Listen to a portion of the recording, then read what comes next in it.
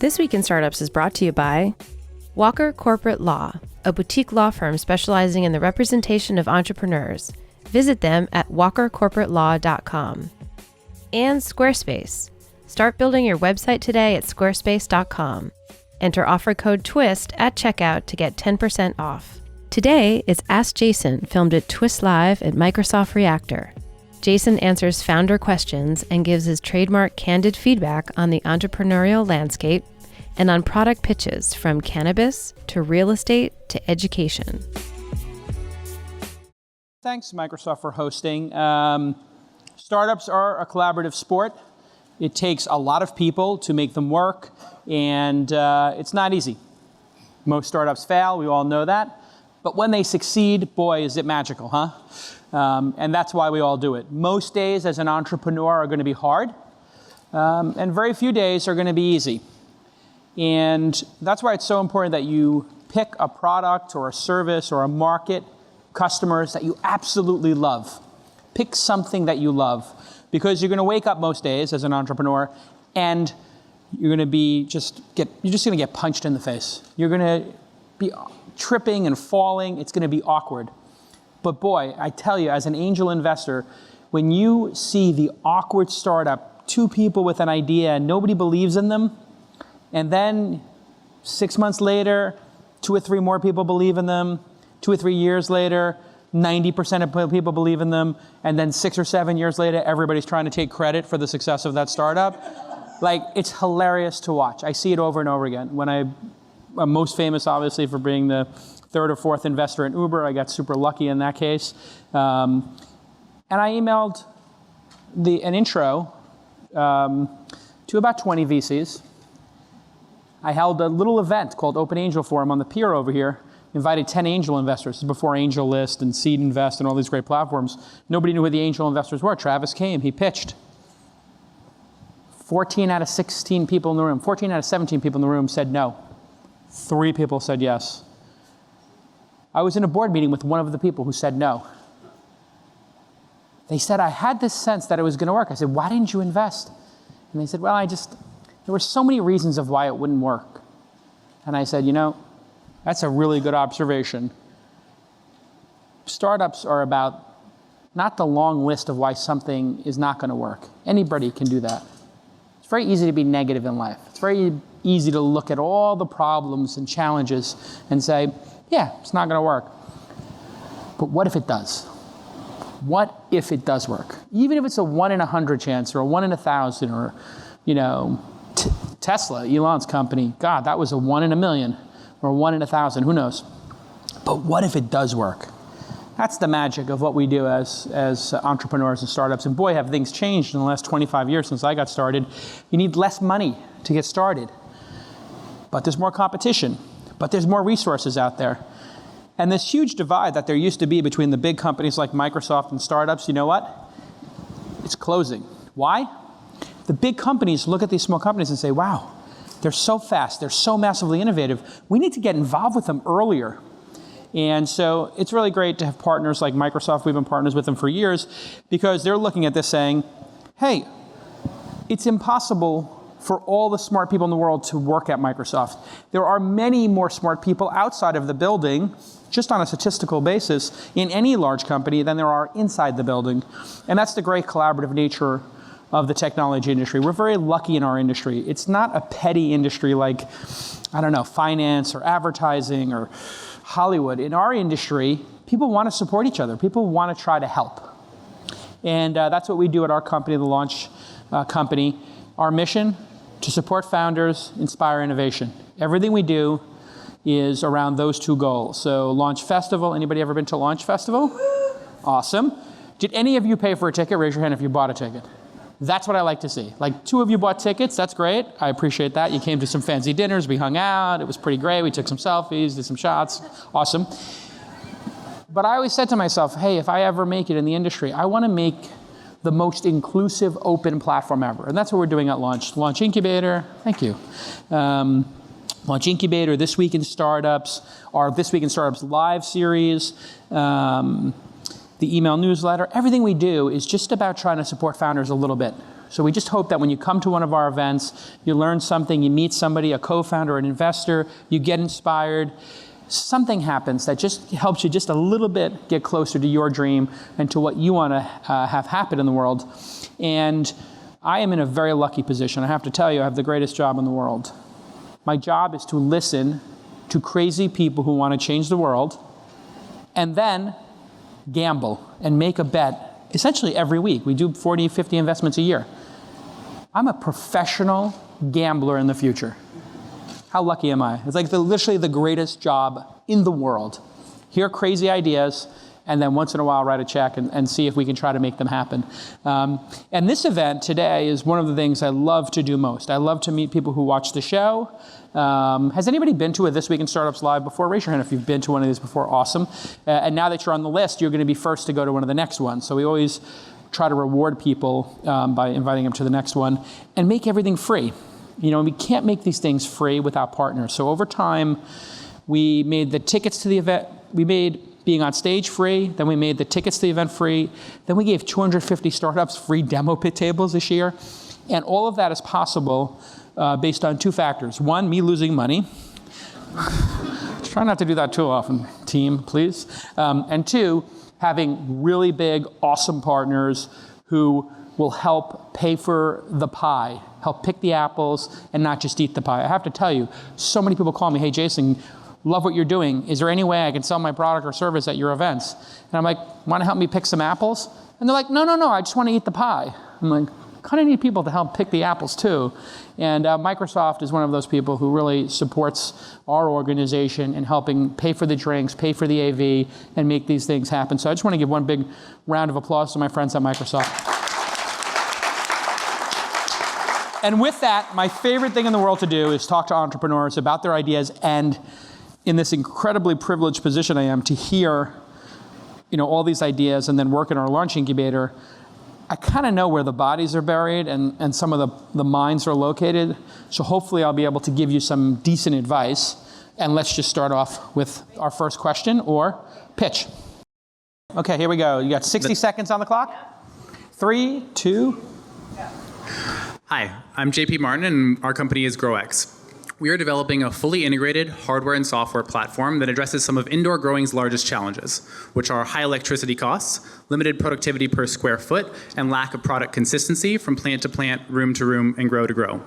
All while providing growers with an unprecedented level of control over their growing environment, and in the case of our go-to-market crop of cannabis, including the baked-in seed-to-sale compliance and tracking, or the regulatory component of the industry, or what I like to think of as the ERP for cannabis. Okay, keep going. So these are our pods. These units are 4 feet in diameter by 6 feet tall and are optimized for the growth of any sort of high light intensity fruiting and flowering crop. They reduce water consumption over soil farming by 98%. They reduce electrical consumption over the traditional technology systems in terms of lighting and HVAC by 50%, and triple a grower's available canopy space in the same square footage, all other factors being equal, allowing them to triple their yields within the same floor space, and these units will stack. So this is kind of a big vision of what a farm of the future could look like. And we do have a video. I don't know if we have time for that, but I can play it, and I'll talk over it, I guess. This is a demo of our first prototype. Super quick and rough and dirty, but here it is. It does exist. There is no audio. No problem. So you built this? I did. And it's got some lighting on the inside? It does. It's LED lighting. LED lighting. LED lighting. And it's recycles the water, I'm assuming, in some way, or? It does not. I actually don't need to recycle the water because of how little water it uses. Got it. You could recycle the water, but the plants actually give off hormones, and so that ends up contaminating the water, and so you want to just get rid of it. Got it. Okay, so number one, cannabis is going to be legal in our lifetime on a national basis. That was one of the things Obama in private talked about during his first term. He's told people, I know, we're going to address the legalization or decriminalization of cannabis and drug reform in our country, but I'm not going to do it in the first 4 years, first term. I'm going to do it in my second term because I want to get reelected. So you're actually in the right place at the right time. You're a little bit early or maybe perfectly on time. because the world is quickly changing their attitudes about a number of issues. And I think that's a great thing about the moment in time we live in. We live in a time of change and when people are embracing it. So if you look at just people's feelings on gay marriage or cannabis usage, the number of people approving is going like this, and the disapproving is going like this. And then somewhere, like maybe 5-6 years ago, those lines crossed. For gay marriage, and equal rights, for cannabis, and it will continue that kind of change. Hey everybody, let's take a moment to thank my friend Scott Walker from the Walker Corporate Law Group. They are a boutique law firm specializing in the representation of entrepreneurs and startups. And they encourage fixed fees. They believe that billable hours reward inefficiency, so they will give you a fixed fee to form your companies, do merger and acquisitions, licensing agreements, terms of service, privacy policies, all that important stuff that you need to get dialed in perfectly for your startup.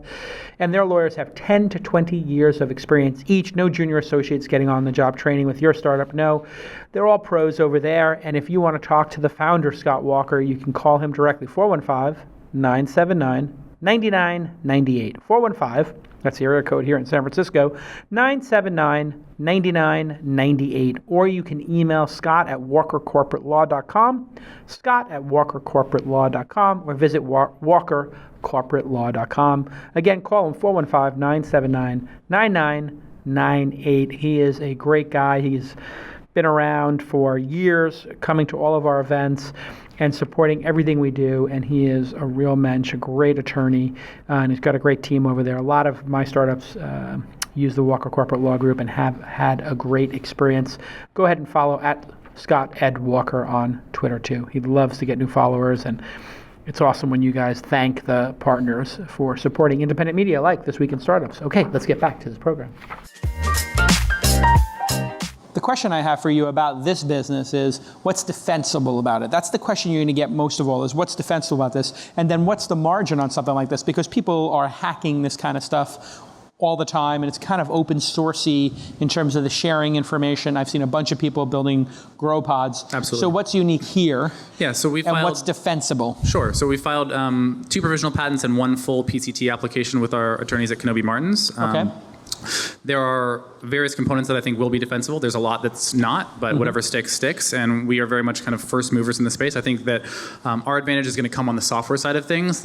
My experience as a software developer at Elon Musk's SpaceX, so I was a developer there on their proprietary ERP system, brings a lot of sophistication to this industry where the bar is pretty low. I think that's going to be a big advantage for us. As far as the return on investment, the uplift in yield and a reduction of operational expenses allows growers to basically, the system to pay for itself in 6 months or less. And then after that, you're massively producing more and then at a higher quality and higher price. How have orders been? Do you have pre-orders? Did you kickstart this? How are you funding it? Because hardware is hard. Absolutely. To date, we've raised just under $75,000 in angel investment. That's gotten us prototypes, all of the corporate and IP work, and we have 10 clients that are ready to participate in a pilot that we hope to launch in November. So we're currently doing a $1.5 million seed round led by Tandem Capital out of Burlingame. We also have participation from AITV out of San Diego. John Lonsdale's on their board. Lonsdale's on the board too. Yeah, he's doing Hyperloop and some other big. John Lonsdale. Oh, John Lonsdale. Yes. Yeah, not Joe. Right. Are they related? Brothers. They're brothers. Okay. So I think the key for this business, number one, it's pretty surprising to me that professional investors are investing. That's the first time I've heard. Are they investing from funds or are they investing as individuals? Funds. Funds. So that's good. We are technically hands off the plant. Right, because most of the funds have, maybe people don't know this, but if you have an angel or a venture fund, there are some morality clauses, ethic clauses, legality clauses. You can't invest in certain things. We've run into that.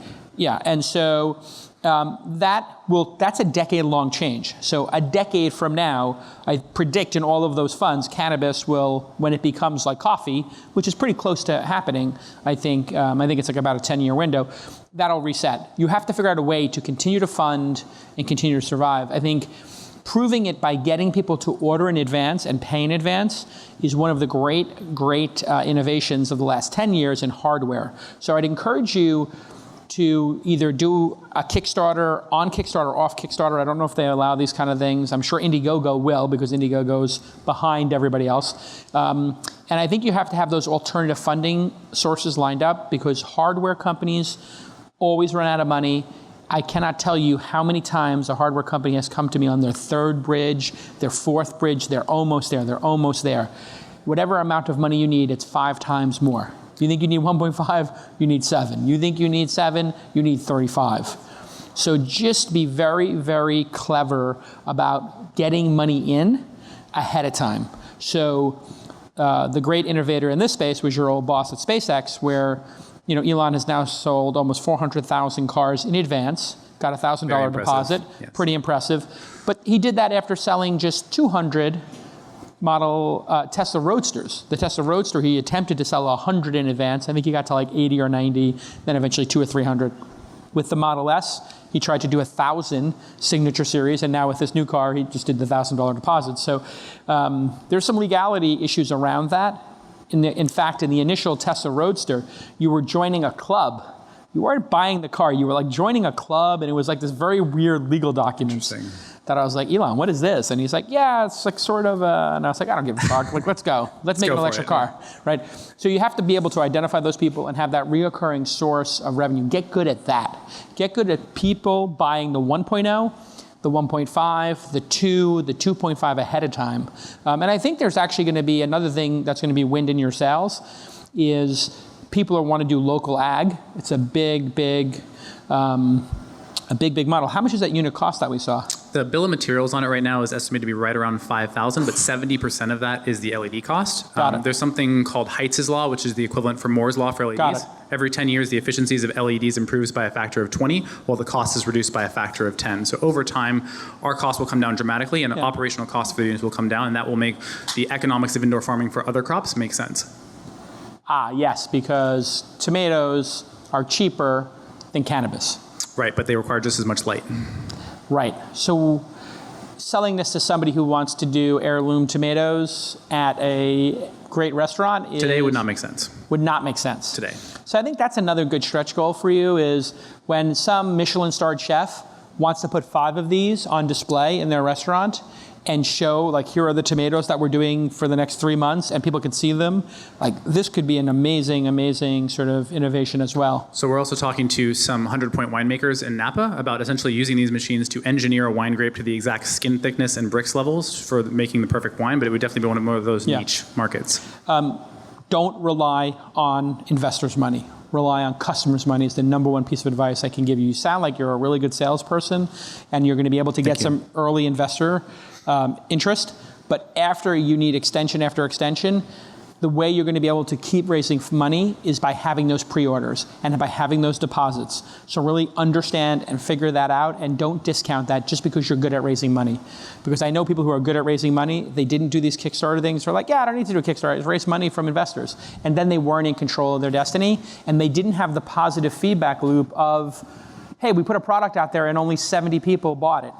You really want to be able to challenge yourself to say, when I put a product out there, when I announce a new feature, I'm able to get press and get 100 more pre-orders. And listen, that discipline is what makes, Elon so good at what he does. Like when he put that Model 3 up there after having done Roadster, S, and X, he was so much more polished at, and so much more confident and so much better at, so much more credibility. So keep building your credibility, keep delivering the betas, and look at your customers as a source of financing. And I think actually you might be a perfect candidate for the new Title III funding. I think those Title III, you understand what that is, Title III? I believe so. It means civilians, 97% of Americans are going to be able to, who are not accredited investors, right, in the minds of our government, poor people who are too stupid to know what to do with their own money, is really how our government looks at it. Like, we have to protect these 97% of people from making bets on startups. Feel free to go to Vegas and bet on black, but God forbid you bet on a promising product you use. Like, how many people here used Facebook before it went public? Anybody here use Facebook before it went public? Anybody here have a sense when they were using Facebook that this could be big? Raise your hand if you thought it could be big. right? It's like almost everybody would have gotten that bet right. It was a pretty obvious one. So here, this could be a pretty obvious bet, and I think you could raise $1 million doing that as well. And you're the perfect non-traditional company to do that, where the people who are investing might be investing because they have an affinity for the product and or space. They're enthusiasts, and two, their expectation of return might be 2, 3, 4x their money, whereas people like me, we're looking for 100x minimum. So anyway, it's a great pitch. The product looks tight, and you seem very credible. I give the pitch like 8.5 out of 10 right now. So big round of applause for JP. Thank you, Jason. Thank you, This Week in Startups. Thank you, Jackie. I love Squarespace. I use Squarespace all the time. It is a fabulous, fabulous product. And you can go to launchangelsummit.com. I had this crazy idea. What if I take 25 angel investors and I bring them to Napa and we spend 2 or 3 days together just playing cards, going on hikes, spa, drinking fine wine, and talking about our angel investments. I was like, that's a good idea. And I just tell my team, put up a website and put a beautiful video on it. And look at this gorgeous website. It looks like I spent $1 million on it. And in fact, we got it up in literally under an hour. And we have people requesting events, requesting invitations to it. And you can put these beautiful videos on the site, as you can see. And that's the beauty of Squarespace. You can make a gorgeous website instantly. And it's state-of-the-art tech. It's super secure, super stable. It's trusted by millions, including some of the most respected brands in the world. And really, what it's about is being able to make a quick landing page or a website or an online store quickly, easily, and beautifully. Start your trial today. No credit card is required. You can get a free domain when you sign up for a year. And when you decide to sign up for Squarespace, please use the offer code TWIST and get 10% off your first purchase. Yes, use the promo code TWIST when you decide to sign up for Squarespace. It's a beautiful, easy-to-use product. All the members of my team know how to update the website now. All of them know how to use all the great features on it.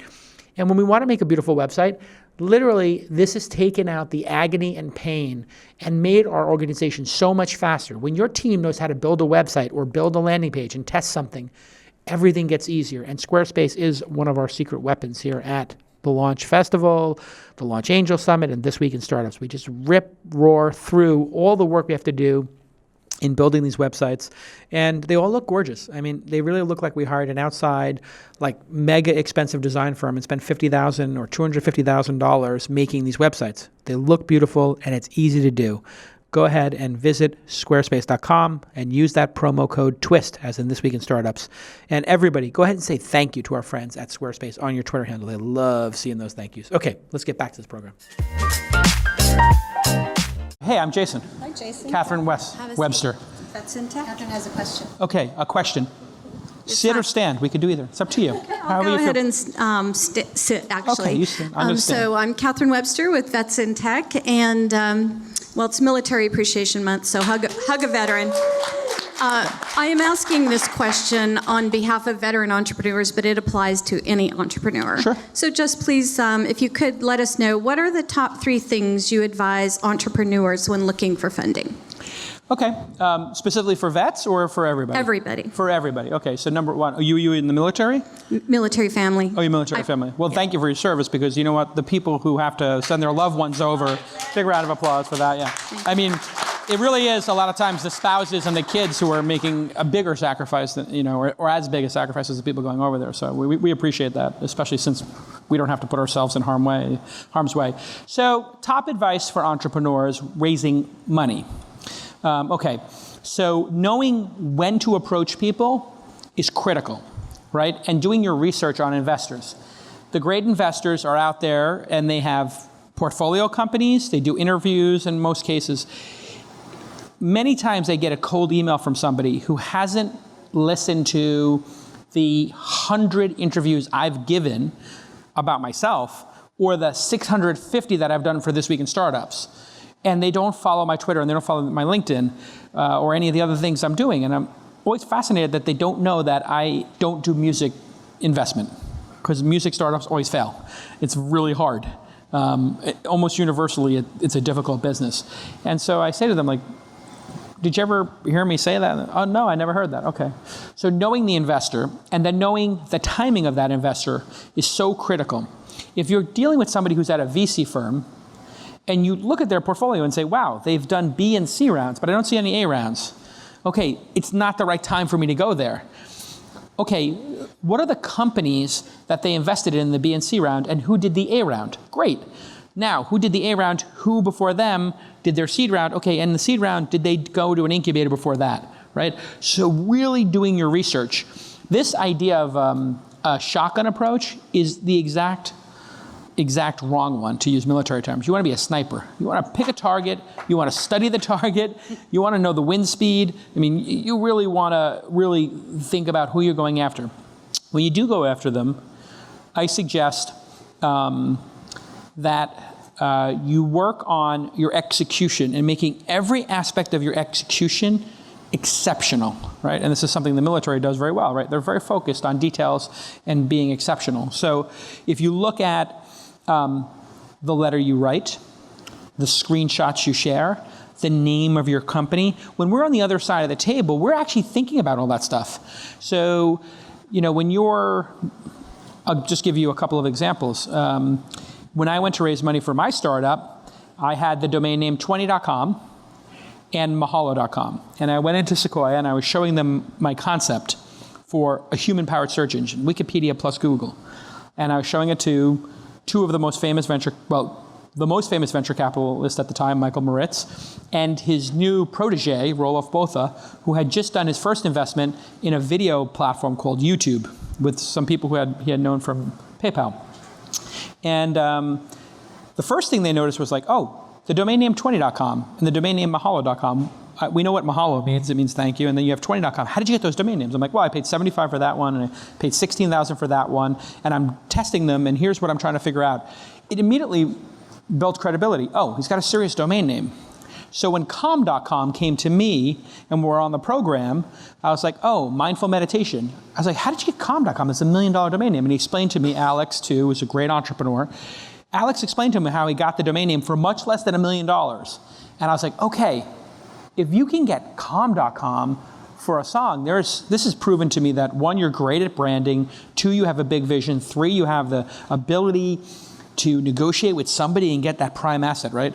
So number 1, pick the right target and study them like a hawk. Number 2, when you approach them, have exceptional execution. You don't want to come to them when you're in the idea phase. That means nothing. So coming with one customer that loves your product is better than having 1,000 PowerPoint slides. Having 3 beautiful images of your app, gorgeously designed, is better than having all the research in the world in a 20-point deck. Having a mock-up of that would be even better, right? So when you bring the product to them, you want it to be massively credible and have excellence on all levels. Well, how do you know if it's excellent? Well, you can just look at your contemporaries. So I literally have people send me an app design, and I'm like, wow, you have not read my blog or not listened to anything I've said, because I tell everybody how important design is in today's day and age and how easy it is. Here are all the hacks for having great design. And you sent me a 4 out of 10 design, 5 out of 10 design. It's like, can't you get $1,000 together or beg somebody in college to redo your design and make it at least an 8.5 or a 9? In the previous pitch by JP, we saw the product looked pretty tight, right? The design was pretty beautiful. His deck was solid. That started to build credibility with me. He knew his build of materials. He had worked at SpaceX. Lots of little credibility. I'm taking notes on all that stuff. Maybe I'll do a follow-up meeting with him. So pick the right person, do your research, have perfect timing when you come to meet with them. And then it is a numbers game. And so staying in touch with people and taking an arc is very important. So Mark Suster writes this, connecting the dots to make lines. So your goal is not to get money from people on the first time you meet them. Your goal is to get the meeting. Your goal after getting the first meeting is to get a second meeting with more partners at a firm, or a longer meeting, and to really take notes and listen to what they said. So I've had people come back to me 2 years later, and in fact, calm.com is a perfect example of that. He asked me to invest. I was like, the product, it's just like a web page, but come back to me when you have an app or whatever. He came back to me in an app. I was like, this looks pretty good. I wound up putting $400,000 into it.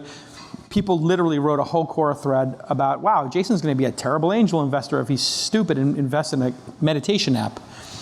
I looked at the long arc of history and said, well, Phil Jackson's doing mindfulness. UCLA has a mindful session. Like, I'm doing mindful meditation. Like, there's something here. Wisdom, all this stuff. And like, okay, now the world's caught up with calm.com. So that's an investment that happened maybe 12, 18 months after I met them. So 3 things. 1, pick the right target, research them. 2, execution is everything. Make sure every detail is executed. Spelling errors, shitty design, technology that doesn't work. I mean, you can be a little bit awkward as a startup. You can be the awkward teenager. You just can't have stuff that just shows a lack of pride, right? Have pride in the work. And then number 3, take a long arc, because what the entrepreneurs that investors love to invest in are the indefatigable ones. Indefatigable. There is no way to stop that entrepreneur. You get that sense with some people. You just know, people like Evan Williams or Mark Pincus or Melody at Style Seat, when I met them, it's just they're not going to stop. Travis, Marco at Thumbtack, you just know no matter what happens, they're going to keep going. And so being indefatigable, never giving up, and taking a long view of it, that's really important too. It's a great question, and thank you for it. Thank you. That's very helpful. Thank you. All right, I think we're cruising. I'm averaging about 47 minutes per answer. I'm putting a minute on the clock. I'll put a minute, because I don't think I can do 90 seconds. Okay, 1 minute on the clock. Here we go. A great question, number Thank you, one, Jamal, for and helping us. a great pitch. We're starting off strong here. All right, here we go. 1 minute. Okay, everybody's having PTSD looking at apartment searches and renting houses. Keenan's gonna solve. How brutal is real estate in San Francisco right now? Oh my God. I just learned that. I landed yesterday. Someone said it took them 6.5 months to find a month-to-month rental. Yeah, it's a disaster. It's Okay, crazy. so welcome. So I always like to say Keenan Williams. Keenan, I'm Jason. Nice to meet you, Jason. Okay, 3, 2, go. 60 seconds. Before I start speaking, let me take a quick survey. I'd like to know my audience. Who's rented in less than an hour?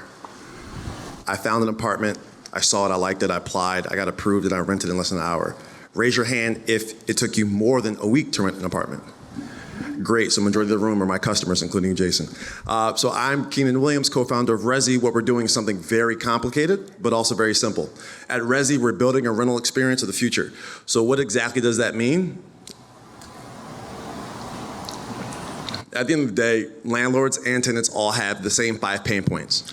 So for a tenant, it takes you forever to get an application in, pass the broker, get the application approved, background check received, and then absolutely struggle with setting a key pickup date to move in. End to end, that could be anywhere from 15 days to 3 months. For landlords, it's the same thing. They have troubles, the do-it-yourselfers, of collecting rental payments, repairs and maintenance, service providing. So what REZI is doing is building an end-to-end solution for the entire industry of single-family rental homes to start, not apartments. So any unit that's a single-family home up to 3 units, we're being their entire service provider in a digital way. So the tenant is going to apply, get approved, move in, all through their phone. The landlord is going to do the same, a digital dashboard to run all their analytics, income and expenses. And more importantly, it's a marketplace that simply does what everyone else has done before. We match demand and supply. That's REZI. Okay. I love this pitch. This is a product or service that is desperately needed, and I invested in it 3 years ago. It's called Cozy. You're aware of Cozy? Well, they're a property management software solution. They're SaaS, yes. Yep. And they're doing great. They are. And so my first question would be, how is it different than the company I invested in 3 years ago that is absolutely crushing it with the same exact pitch? Sure. So it's actually a bit of a different pitch. And for everyone that doesn't know, Cozy is a property management solution software. So if I use Cozy, I have to manually type in all the data. I have to manually send in specifics for repairs and maintenance.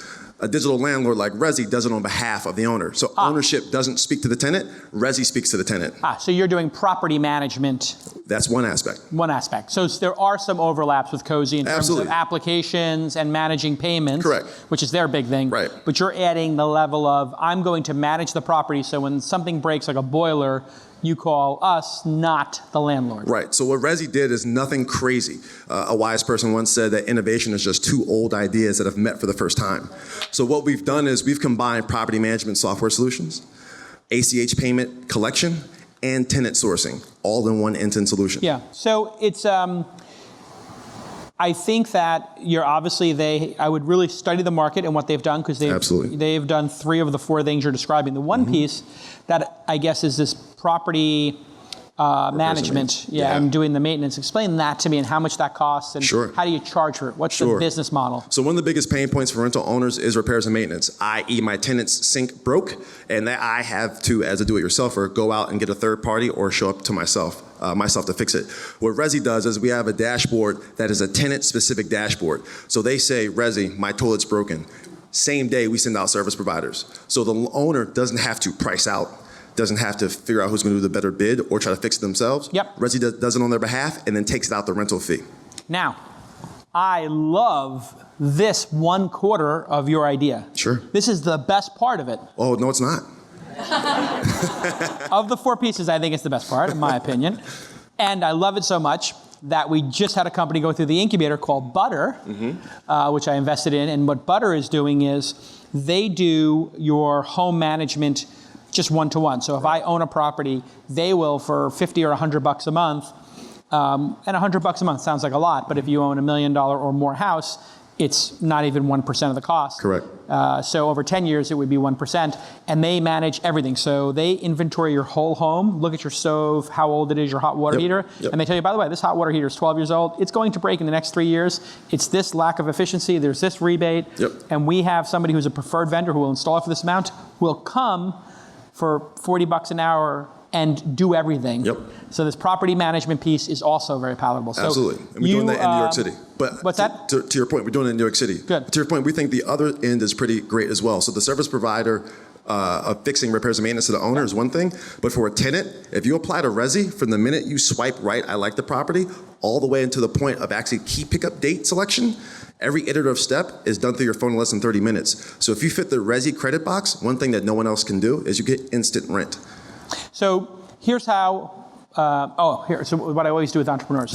Red pill or blue pill? Do you want to stay in the matrix, or do you want candid advice? I want the best advice you got. Okay, that means he's taking the red pill gives you the harsh reality. Yes. And the blue pill keeps you in the matrix thinking everything's hunky-dory. Yeah. Here's the red pill, boom, he took it. So the red pill is, you're in a massively competitive space with lots of players, with a lot of resistance. It's going to be hard. But the truth is, you seem like an indefatigable entrepreneur who wants to win, and your execution seems solid. Thank you. So when it's me handicapping it, I would say, not yet, but I really want to see if in 3 and 6 months, if you're still doing this, right? Because that's another tell for me. Like, okay, I've got 2 massively conflicted investments, but I don't know that he's going to succeed with this idea, but I get the sense that you're going to succeed in life. And that's my gift as an angel investor, to be able to look at somebody and feel their passion, and then look at their execution, put those 2 things together, passion, execution, and if you times them by each other, you get this sort of output factor, right? So if you have like a 10 in passion and your execution's like a 6 right now, it's 60. And then if you're somebody who executes at a perfect level, like Travis from Uber or Elon, and they have a 10 passion, it's like 100. So I actually, in my mind, make these scores up. It sounds crazy. And so what I wish for you is the passion's there. Keep working on the execution. So you've bitten off a lot. Feels like you might be trying to boil the ocean. It's ambitious. Yeah, a little bit of a red flag for me also. Like, oh my God, trying to do 4 things at once. I know another company doing 1 of the 4. I know another company doing 3 out of the 4, but they added 1 every 2 years. So a little bit of a red flag there, since we're in the radical candidness portion of the program. So that's how people are going to perceive you. Massive passion, solid execution, over-ambitious boiling the ocean. So then your counter to that, right, because this is a back and forth, is to prove it by nailing 1 category. And that's how your credibility is. If in 3 months you say, hey, we had that interaction, why don't you let you know, like, we got this thing working and we have these 3 clients, and here's our NPS score, Net Promoter Score, and here is what they said about us, and here's what they're paying us. I know it's only 3 people, but they started by us managing like 2 buildings each, and now we're up to 6 buildings, and we doubled the price, and they wrote these testimonials. And by the way, of our 3 customers, one of them asked if they could invest in the company, so they invested $25K in our convertible note. So then you would be connecting the dots with me, and answering those questions that I have. Sure. Right? Yep. So we have 5, and right now private beta, and we'll love to show you our public beta. Thank you so much, Great Jason. job. Thank you. I like them. Very solid, huh? Very solid. James of passion. I've been sleeping on couches for 13 months. I like that. I like that. He just told me in my ear, I've been sleeping on a couch for 13 months. You know what? You know who's sleeping in a conference room right now? I literally was emailing with Elon, and I was like, hey, am I going to see you this weekend? What's up? It's me name dropping. He's like, yeah, let's hang out. I said, I heard you're sleeping in the conference room. He's like, I like it.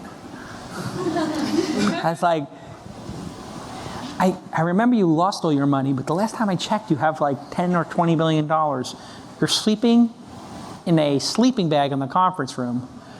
That's like the level of commitment. Like, if anybody here is going to Web Summit or Summit at Sea or some bullshit summit or whatever, TEDx, Phoenix, Boulder, TEDx, doesn't matter unless you're at the real actual TED, not the like fake TED. Like, Elon's sleeping at the factory, and he just said, fuck it, instead of 2020, let's do 500 cars a year in 2018. The whole team is like, what? I mean, you can read about this stuff in the press. And all of a sudden, it's like, I have somebody emailing me from my portfolio who hasn't released their product yet, and they're like, hey, I'm going to Web Summit, and it's $8,000. I'm like, you're spending $8,000 on travel? They're like, oh, no, we're spending $12,000 on travel and $8,000 on the booth. I'm like, you're spending $20,000. What's your customer acquisition cost? How many customers do you get? They're like, what's customer acquisition cost? I'm like, what's CAC? Oh my God. Cancel everything you're doing. Do not go to Dublin or Lisbon or wherever the fuck you're going. Like, please stay home and figure out your business, because the lack of credibility right now is glaring. And that's one of the things you have to do, is be self-aware as an entrepreneur. If you're not Larry Page or Sergey or Zuckerberg yet, that's cool. Stay home. Figure out your damn business. Get your customer acquisition cost. Hire, get some sales going. Take the work seriously. We are living in a time of massive entitlement. Massive entitlement as a country and as an industry. Everybody is so soft. Soft. Nobody is hard. Be hardcore. Everybody's soft. Everybody's flopping. Westbrook laying on the ground. Oh God, Bogut knocked me down. Can I get a flagrant? It's like, get up and play the game. Like, seriously, it's like literally the NBA is soft now. Like Patrick Ewing, Charles Oakley, like set some screens, put the ball in the basket. Let's play hardcore basketball. All right. No more entitlement. Okay, I'm sorry. This is Carla. Okay, here we go. Sorry, I'm all worked up today. Slight alternative format. So Carla's just going to explain her product and the obstacles you're having with the product, but not actually showing anything. Okay, yep. So basically my question is, I'm in the civic tech space. Okay. My partner is David Capelli over here. Hey, David Capelli. From Tech Miami. Basically, I've won over the last probably 5 or 6 years, 6 or 7 different major hackathons. Great. With these great civic applications. Okay. The issue is everybody talks about diversity, and they talk about they want comprehensive solutions, and then when you get there, you're trying to make contacts, whether it's here at Microsoft with civic tech, or it's the government, or it's a venture group, and you're looking at our solutions, and the solutions that I've built have been dealing with minority majorities in cities, closing the digital divide and other issues that have been there, and winning everything from Harvard to Code for America, and then not seeing a follow through, and trying to chase people, and they're going like, yeah, we love you. They've given you something to start with, and then there's nothing. Got it. And so how do civic entrepreneurs like ourselves really begin to see these solutions and work to scale them? Okay, it's a good question. And this is going to be the real talk section. Yeah, I want the red pill. Should we the red pill? I want the red pill. It's real talk time. Okay. Because I'm sick of the diversity bullshit and all that stuff. Let's get real. It'll be very real for now. So let me mansplain exactly what's happening. I won't mansplain it. No, in seriousness, I think one of the things I've seen happen is when entrepreneurs in this millennial generation, they're very driven by purpose, right? And this is a great thing. It can also be a negative signal. So investors, in my experience as an entrepreneur now, they're looking to get the massive possible return as they can on money. Because, as you all know, the way we get paid is we invest $1 million or $100,000, and if the $100,000 turns into $1 million, we get 20% of that difference. That's called the carry. So if I turn $100,000 into $1 million, I get 20% of $900,000. It's nice money, right? Hey, Yeah. It's good life if you can make it happen. So when they place those bets, they're looking at who is the most marauding capitalist who will return the most money. Now, when I meet people and they say we're a B corporation or we're doing civic stuff, and anytime you're artificially narrowing your market, they literally, these investors, just put you in a different bucket. In their mind, they just put you in a different bucket. So now you've, basically by saying the word civic, and let's face it, like Uber is a civic organization, Airbnb are civic organizations. They're making cities more livable, whatever. They would never call themselves civic. Okay. Because they would never want anybody to think that there is any reason that they exist other than making huge amounts of money and returning massive amounts of capital. That's when they're talking to investors. Now, when they go out in public, you'll see those companies talk about things like, hey, we're helping people make a living and lower their costs and rent out their apartment or on-demand employment. There's a lot of virtuous things. But what I always tell people when they put in their pitches, and we're going to give 10% of our proceeds to charity, and we're going to do this for charity, we do that. All that does with investors is just signal, oh, not a marauding capitalist, right? And that's what they want, is marauding capitalists. So here's the hack. Okay. Lie. Oh, Jason, hi. Yeah. I have an idea, and it's going to make a ton of money. Yeah. In fact, it's so unbelievable that somebody has not done this idea before, but it's going to print money, and we're going to have a virtual monopoly. It's going to be completely unfair, and we're going to raise our prices every year, and we're going to build extensions to our product line. This thing is going to have a 70 or 80% margin. We're only going to need 20 people to run the company. I think it's going to print money. And let me show you the evidence that this will print money. Awesome. Then make a shit ton of money and then deploy it to change the world like Bill Gates did. When Bill Gates 1.0 was going out and doing his thing, he was, according to a lot of books, he was, and there's a lot of Microsoft people here, I don't know if anybody had Bill Gates, been in a meeting with him. He was known in his younger years for being a radically candid individual. So how do I do that? When I go in there, You have and I'm to- a black woman, and I go in there, and I'm like, I'm at it. All right, well, that's another wrinkle, which is, yeah, so I want to know there's a double standard. How do I go in there and like get Yeah. shit done? So here's the thing. What I found working with women Yeah. is, in my career, 25 years of doing this, women have to do somewhere between 25 and 50% more work to get the same credit. That's just the reality I know. of it. I've been chasing Scott here at Microsoft Yeah. for about 3 years. It's just, the expectations are high. So I think what you have to do is you have to take that fire and put it into your game. Okay. And I would look at your whole cohort of ideas and say, hey, yeah, I'm being judged at a little bit harsher. Maybe people don't expect as much from me. And you know what? Listen, I grew up in Brooklyn. I didn't go to Harvard. I didn't have a tech degree. You have a much better pedigree than I do. I mean, I went to Fordham and barely got through. And, there was a time when people I didn't take me seriously, right? And it made me really pissed off. And I couldn't get any of the magazines to let me write for them. In New York, when I was doing Silicon Alley Reporter, and I was like, you know what? Fuck this. They're not letting me write for them. I'm going to make my own magazine called Silicon Alley Reporter. Right. And I made a stapled photocopy newsletter, and I gave it out to people. And I was like, here's my magazine. And they're like, that's 8 pieces of tabloid paper folded in half. It's not a magazine. I was like, no, it's a magazine because we did a photo shoot for the cover. Okay, it's kids delusional. Then I came back, and it was 36 pages. Then I came back, and it had a glossy cover and shitty paper on the inside. Then the paper on the inside got a little better. And I was just like, you know what? I am just going to put it in their fucking faces every month when I get that next issue out. It's going to be bigger and a little bit better. All right. And I just put it into my work.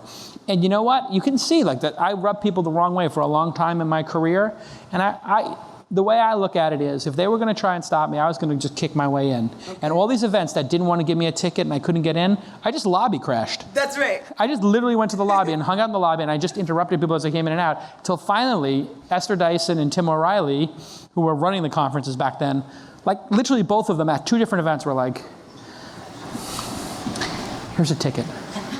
Don't tell anybody I gave you a ticket. Stop lobby crashing. Just act like you belong here. You know, like literally, it just took a while. And you know what, like, yeah, it sucks to be an outsider, but you can just put it into your work.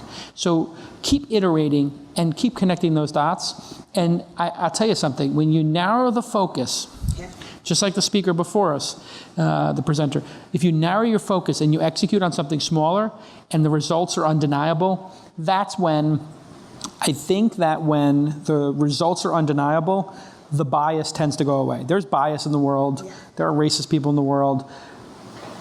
Overall, these investors are very driven by returns. I can tell you, if the person is Indian, black, straight, gay, trans, whatever, if the results are there, they will literally like throw their grandmother out of the way onto the ground and be like, oh my God, you're the greatest thing ever, can we give you a check? I've seen it before. All they care about is results. What are some advice to what is some advice to being able to get that proof of concept with like working with a Microsoft or working with, you know, a bigger entity that's going to really be that mentor and that person that's going to give you the opportunity? Because it's the one thing that I know that I'm facing and that Dave's facing is that we've got folks, we even work up the money. So a lot of times it's like we've got someone who's going to do that, and we just need to be able to get a partner like Microsoft because it's a cybersecurity issue or fintech issue that we can't, you know, go to market without getting, you know, working with a bigger partner. I think being relentless, like, you know, like it's a numbers game as well, like going to 4 partners, 5 partners, presenting it, and then asking them candidly, what would it take for us to be a partner? Gotcha. So when people tell me no, I would always say, okay, what would it take what would I have to prove to you to buy an ad in the magazine? And they'd be like, I don't know, like 10,000 people reading it. I'm like, well, we have 4,000. And they're like, yeah, come back when it's 10. And I was like, okay. And then I came back to them. It's 15 now, so you can't say no. And I like write down on a piece of paper, this person said 10. So that's a really good way to call people on their bluff. But I think another thing, you know, asking for mentorship and going out and finding it was something I did early on in my career, and it worked. So I had David Hershkovitz from Paper Magazine, Jan Wenner from Rolling Stone, Graydon Carter from Vanity Fair, any of those folks who were like the big players in New York, I literally asked them for advice. So I can have you as my mentor? You can officially come to 2 of the launch incubator sessions this year. Sit in, and I will have coffee with you after each one, and we will look at your project and try to make it better. Thank you. Of course. That's what I do for a living. Try to mentor people and then make money off of their hard work. I'm not altruistic about this. I want the money. Like if you got that much passion and you're that pissed off about it, like we get that. If we take that, like, you know who Cyclops is in the X-Men? Anybody know who Cyclops is? Right, like until Professor X gave him the visors, he was a liability. But then once he got the visors on and he could like point that laser, he was the leader of the team. Like he was the guy who. I'm stuck in Microsoft you're this. Here and Microsoft civic tech folks. Good. You're like Cyclops. We just got to get you the right visor so you can put that energy in the laser. Hi, I'm Jason. Hey, Jason. Brian. Nice to meet you. 3, 2, go. So my question is about, for early stage founders, Paul Graham has a great essay about achieving ramen profitability. Sure. And the whole idea being you should be cash flow enough that you can live off of ramen and survive. Curious your thoughts on, you know, how crucial that is prior to raising an angel round, particularly to be able to demonstrate that you don't need the next 3-6 months runway. So Paul's a brilliant guy and very successful. That is great advice. for people without kids, private school, spouses, houses, the whole bit. So, Y Combinator has always had a bias towards young people, 2 developers, nobody on the team who's not a developer, because they know that if they give them $15K, which is what they used to give them, like $8K per person, where they raise $100,000, it can last a long time. So it's good advice, but anybody who is above the age of 23 and has a child or a life, like this kind of breaks down a bit, doesn't it? And so that's why a lot of people say, just back to real talk, it's a young person's game. And once you have kids and you're older, it gets harder to be an entrepreneur. That's true. It doesn't mean it's impossible. What the updated advice I would say to Paul Graham's is, forget about ramen profitability. That's for kids out of school, I think. What he's really getting at, and what I think is really smart about what he's saying is, keep your company low burn. So I tell people, have low burn culture until you figure it out. Because here's what happens. You have a fuse, and the length of the fuse is like how many months you have of runway, and then how much you spend is how fast that fuse burns. Like if you've got a short fuse and it burns fast, like boom, startup blows up. So if you're spending $100,000 a month and you raised $500,000 and you light that fuse, guess what? You now have 150 days, and it is scary. But if you raise the same amount of money and you're only burning $25K a month, oh my God, now you have a lot more runway, 20 months to figure it out. So you always want to keep the burn low. No office space, minimum salaries, as low a salary as you can. Using the cloud, not buying a bunch of servers, all that stuff. It's very virtuous. I've seen companies that were very promising, and if they had 6 months more, they would have figured it out. And they burn money too fast. They just went a little too crazy. Along those lines, and with Eric being here tonight, as an early stage founder who's given himself a year, how long would you say you would work on your first idea? Because you need focus on, I think, one thing at a time, and being Before willing pivoting. to say moving on to the next idea and pivot to the next thing. Yeah, be so lean. you got good questions.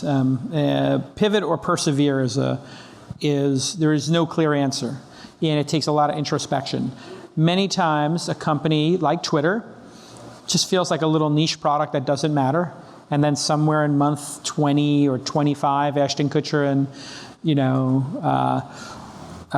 Larry King get into a Twitter battle, and the whole world knows what it is, or some senator named Barack Obama, joins the platform, and it was like Robert Scoble, me, Obama. Robert Scoble had 20,000 people. I had like 15,000. Obama had 10. This is literally the leaderboard at Twitter in the first year.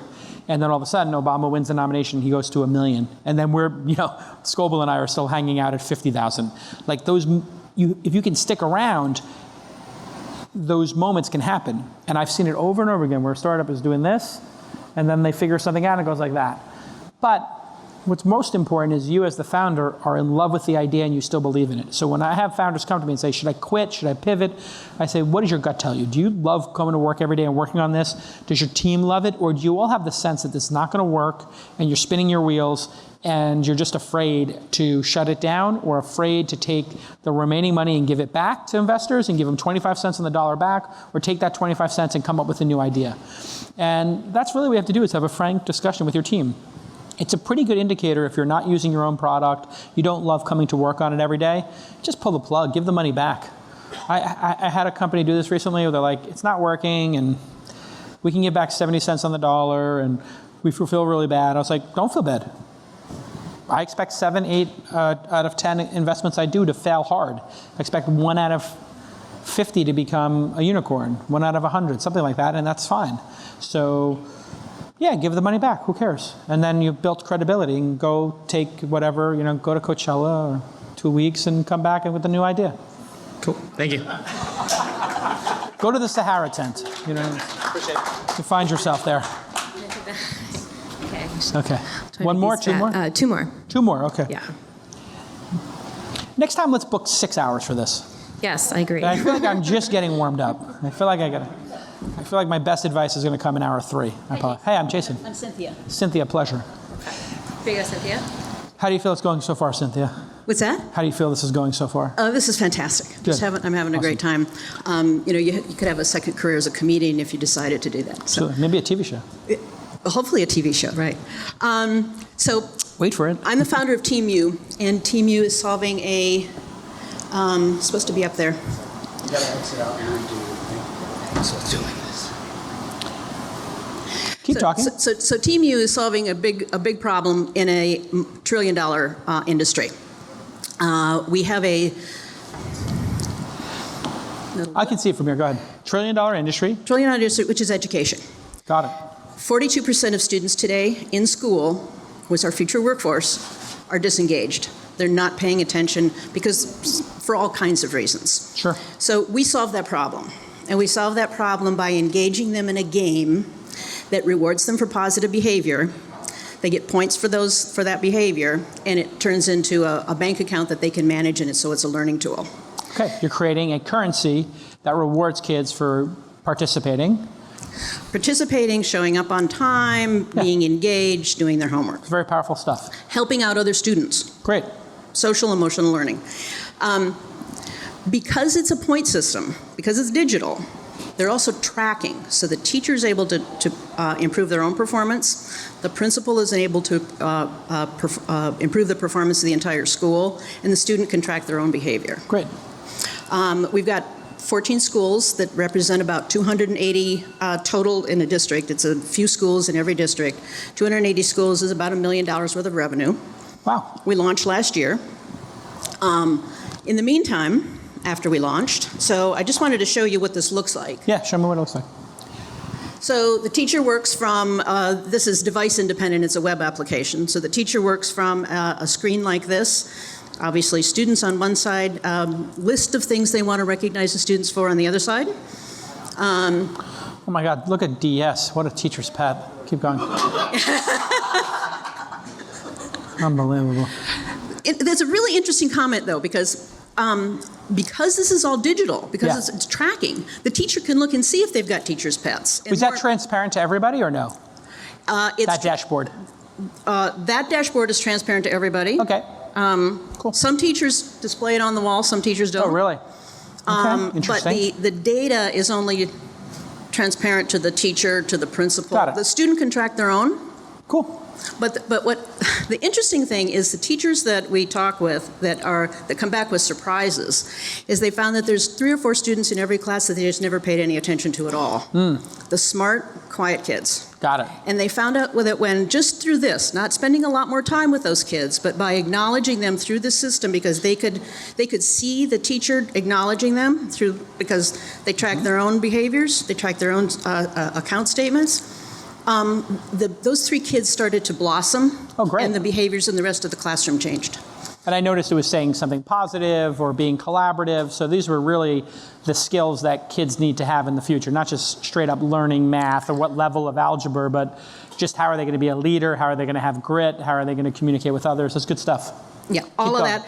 And in addition, when they're really finding out now when they're looking at brains and how brains learn, brains don't learn from cognitive input. They learn because there's an emotional connection with the cognitive input. Of course. So this is improving the learning environment. So students improving the teachers. Completely changing the teacher. Yeah, exactly. In fact, what's really interesting is teachers, none of us have gone through environments where we've gotten positive reinforcement. No, the opposite. So it's not something that's native to any of us. So that's a big learning curve. Yeah. Once it happens, just a couple of times, the student response is so strong and so powerful that they don't have to work at it for a very long time. Great. Students can spend their points on an online store. We made a super simple template that the school sets this up. Mm-hmm. Some of the things that are the most popular are privileges, like a phone call home with good news. And this is all set up literally like they're shopping on Amazon. The minute that they buy something, it debits the points out of their account. They can track that online. Love it. And here's the value. Here's how we get paid. Principals and superintendents are now accountable under the law for school climate, for a positive school climate. And this gives them the data to be able to manage the school and create that positive school climate. Great. So, Awesome. that's Team U. So my question. Sure. I had a question. Sure. I come to this out of the investment business, and I'm a value investor. I was a value investor. Cool. So I'm the finance guy on the team, and I have a tech guy and a strategist. The headlines are all about unicorns falling out and no more Series C, and so that's going to roll downhill. How do you value, in this environment? Sure. We've done a small seed round. We're looking forward to our Series A sometimes next year. How do we start to think about valuations given this environment? So valuation in the early stage is a bit of a negotiation.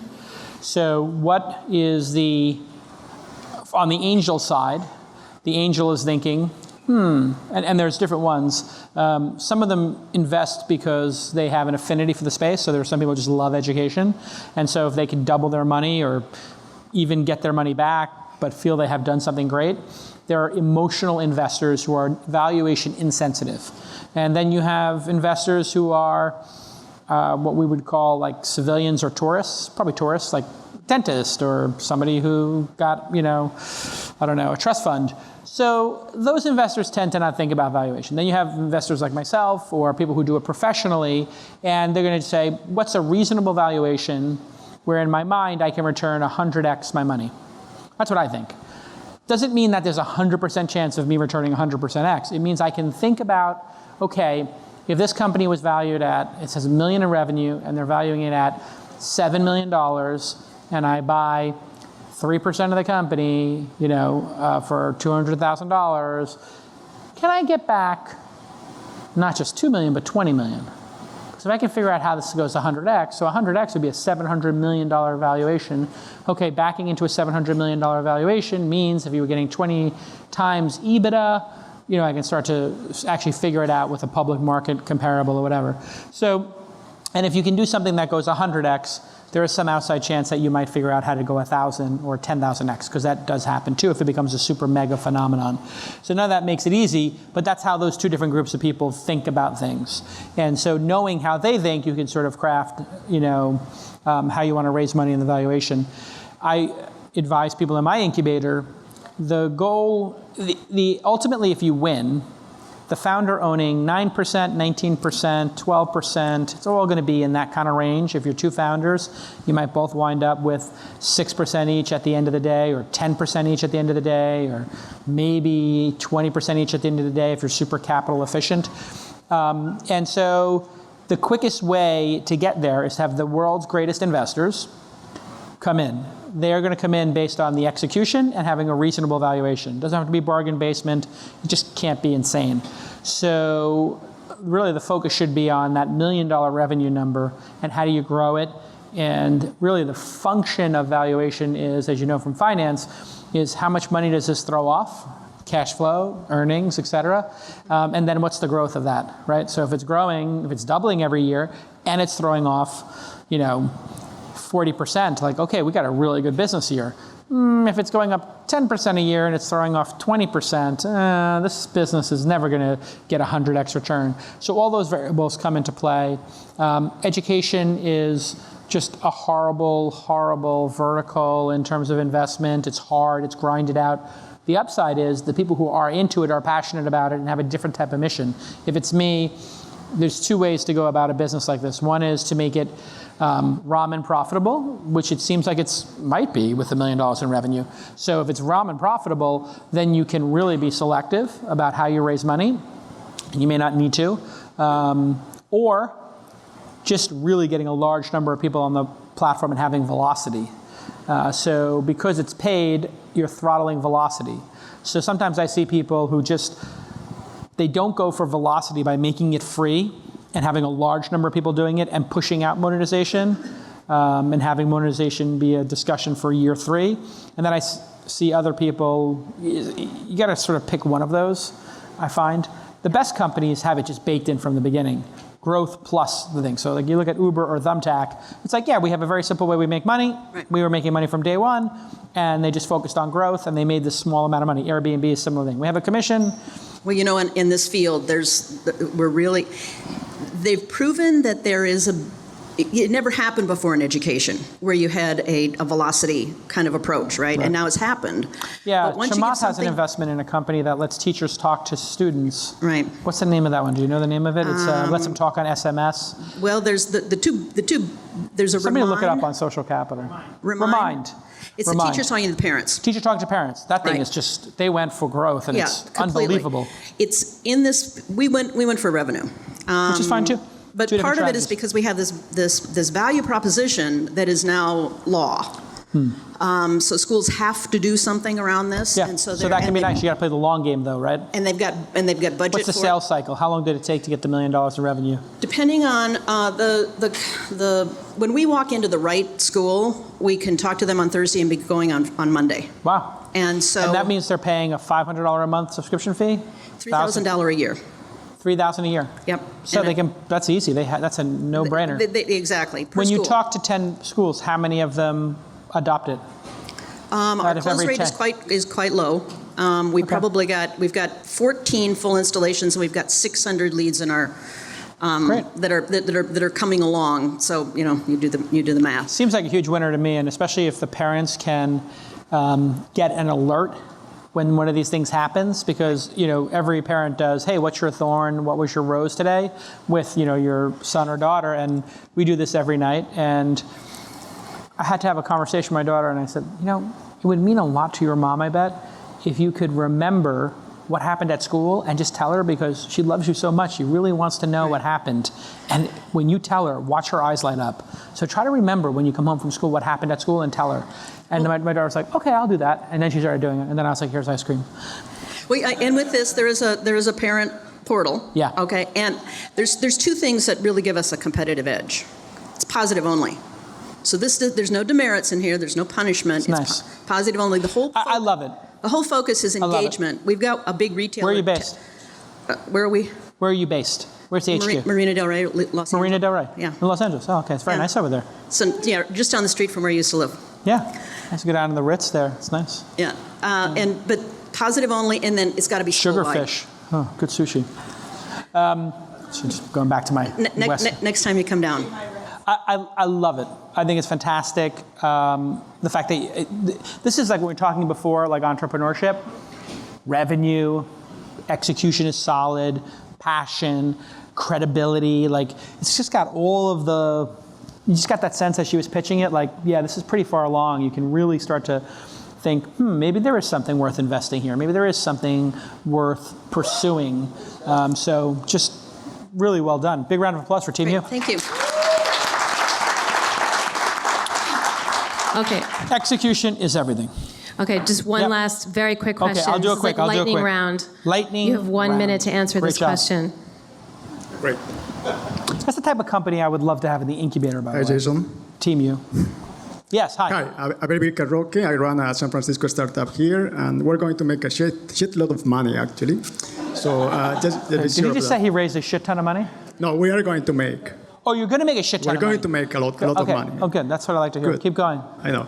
Okay, so we originally are based in Switzerland. We started a team in Switzerland, and we relocated here to San Francisco last year.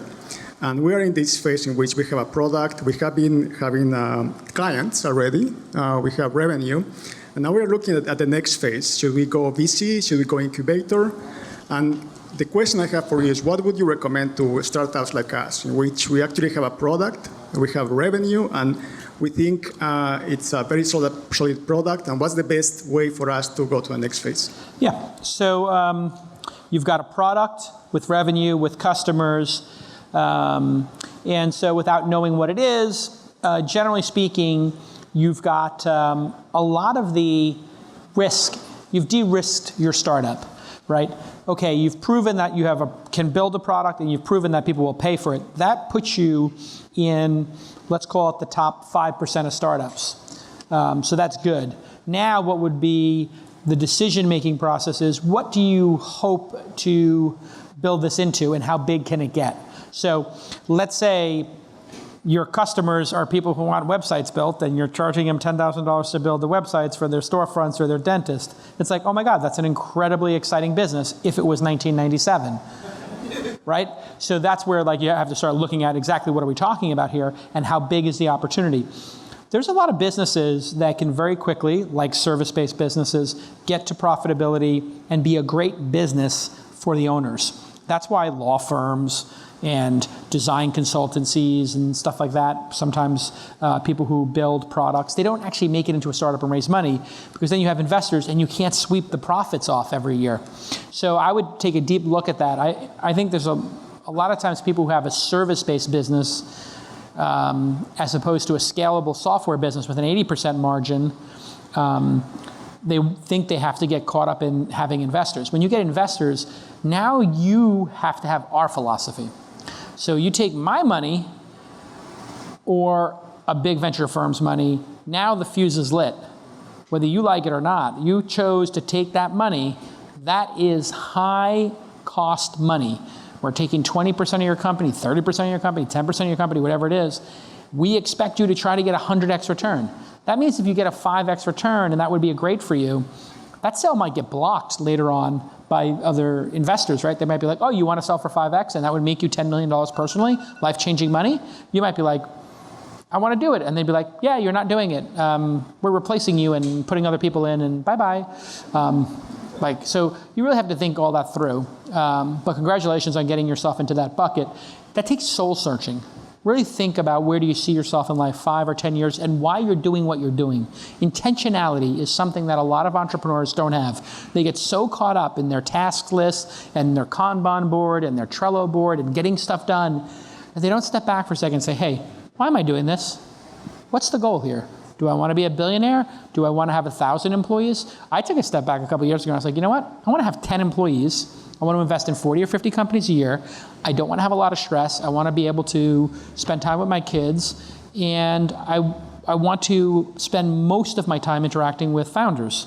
Okay, let me start crafting a life for that, right? Let me start crafting a plan. So you got to think on a very personal level, what do you and your team see yourself doing in the next 5 to 10 years? Have intentionality, be mindful. And you can do this all with the calm.com app for $10 a month. Of course. Get a little plug in there for calm.com. Great job.